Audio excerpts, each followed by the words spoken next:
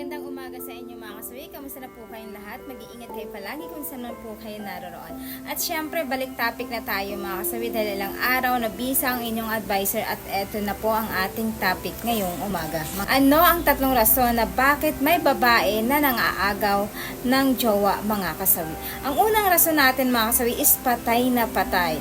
Alam niyo ba ang mga kababaihan minsan pinapatulan pa rin nila, nangaagaw pa rin sila, kapag kang isang babae patay na patay ito sa isang lalaki, alam nyo ba, gagawin nila lahat para lang maagaw ang isang lalaki na gustong gusto nila mga kasawi. Wala na silang pakialam kahit na sila ay may nasasaktan or nasasagasaan na ibang babae mga kasawi. Ayan yung ating una na rason.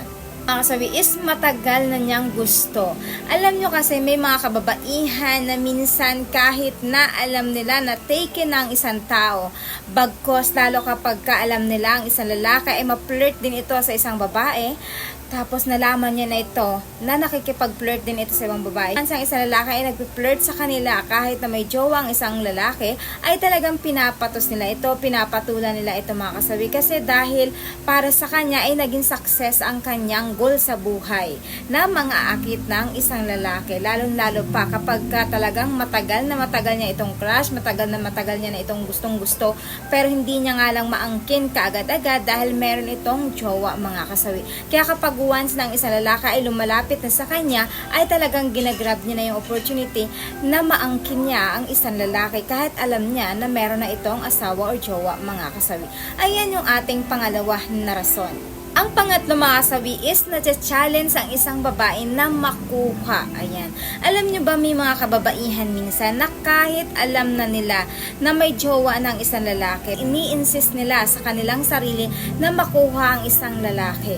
Nagkakaroon sila ng challenge na talagang gustong-gusto nilang makuha ito kahit na alam nila na meron silang masasagasaan na ibang tao.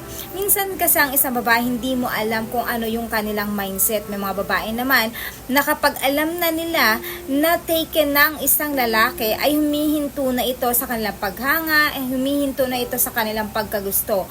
Pero may mga kababaihan kadalasan na kahit alam nila na may jowa na ang isang lalaki ay talagang pinipilit at pinupush pa rin nila ito na mapasa kanya mga kasawi dahil wala siyang pakialam kahit na meron siyang nasasaktan na iba. Basta sa kanya lang ay talagang makuha niya ang isang lalaki. Ayan yung ating pangatlo na rason. Siyempre, hindi mawawala yung aking advice sa topic na ito mga kasawi. Yung tatandaan sa mga kababaihan kapag once na kayo ay may ginugusto pero ito ay taken na.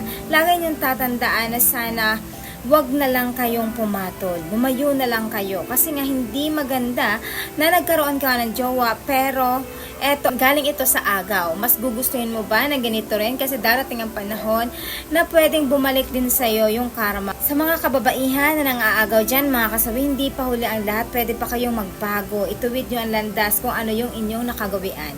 Yun lamang po mga kasawi. Maraming salamat sa patuloy na pagsuporta nyo sa akin. So walang sawang pag-share at pag-comment. Sa mga hindi pa po nakapag-subscribe, pwede na kayo mag-subscribe. Pwede na rin kayo mag-follow para updated kayo sa topic ko araw-araw. Magandang umaga.